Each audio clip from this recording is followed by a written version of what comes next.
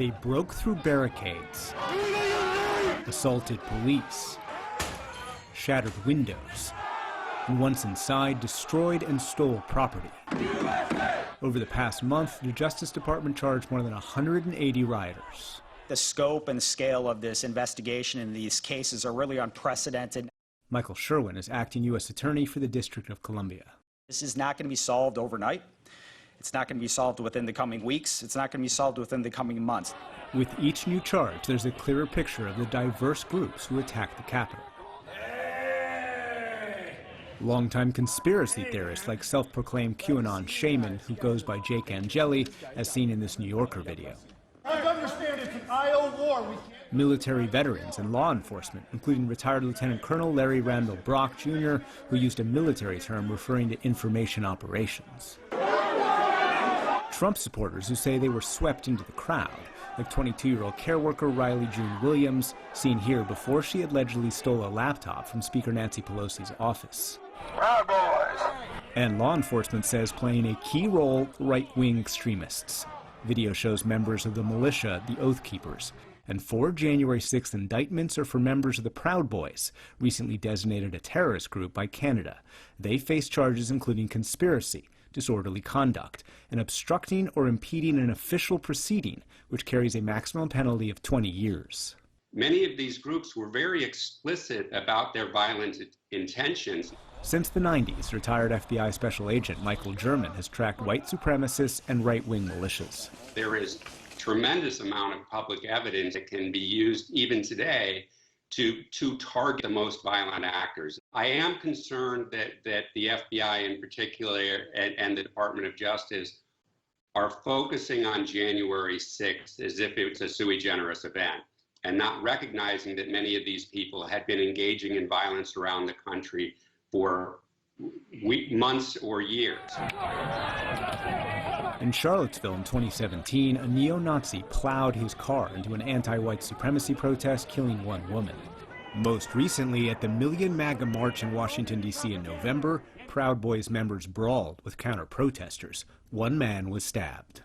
And another D.C. rally in December resulted in more clashes, multiple stabbings, and a couple dozen arrested. All the signs were there that some of the supporters of Donald Trump were serious, they were dangerous.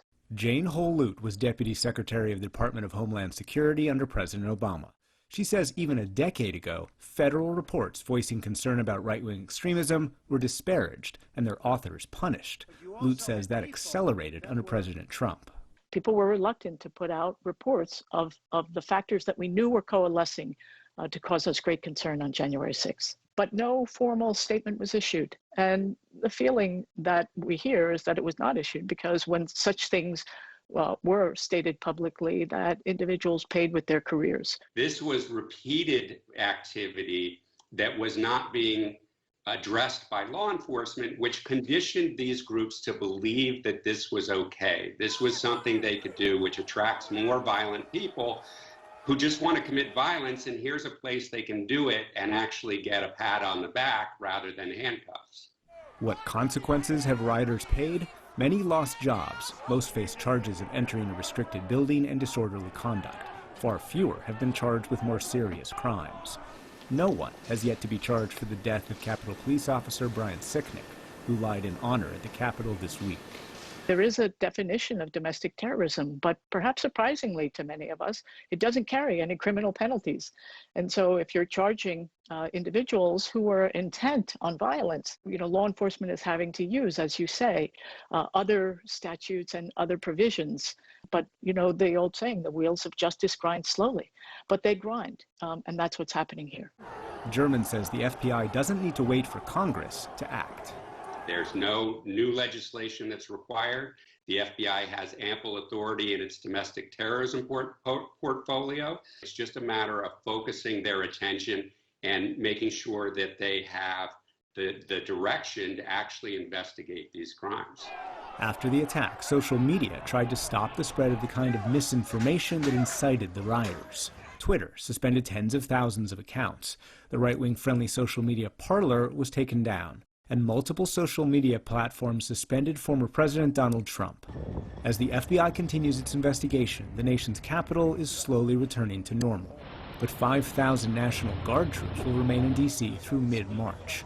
And last week, the Department of Homeland Security issued a nationwide domestic terrorism bulletin warning that extremists could continue to mobilize to incite or commit violence. Is there still an ongoing threat moving forward? It's the same as the threat that existed on January 5th, 2021, or 10 years before that, or 10 years before that. These groups are persistently violent against communities that don't have the kind of public platform that members of Congress have, right? So it's important now that their attention is focused on it, that we actually understand how this impacts all segments of our society, not just the powerful. And so today, the concern is not if, but when extremists will plan another violent event, and if law enforcement can prevent it. For the PBS NewsHour, I'm Nick Schifrin. Now we take a deeper look at where we as a country go in the aftermath of the Capitol attack, and we look at where Americans go who are still distrustful of the 2020 election despite it being free and fair. For that, I'm joined by Ann Applebaum. She's a staff writer at The Atlantic. Thanks so much for being here, Ann. What more do we know about the people who stormed the Capitol, and how does that group fit into the larger group of people who supported President Trump? So to be clear, all of the people who supported President Trump didn't support the storming of the Capitol, and certainly not all Republicans did, and not all conservatives did. I think what we're talking about is a more defined group, the people who were there and the people who still say they support him, which, according to one poll that was done soon afterwards, is about 20% of the country. Even if it's 10%, even if that's an exaggeration, it's a very large number of people. And what's important about this group is these are people who no longer accept the rules of American democracy. When they were attacking Congress, they weren't Republicans attacking Democrats. They were attacking the institution of Congress itself. They were trying to prevent it from Congress from certifying the winner of the presidential election. So that means they are now a group of people who are de facto outside of politics. They're an anti-systemic group. You can call them seditionists, you can call them insurgents, but they are no longer part of the American political system.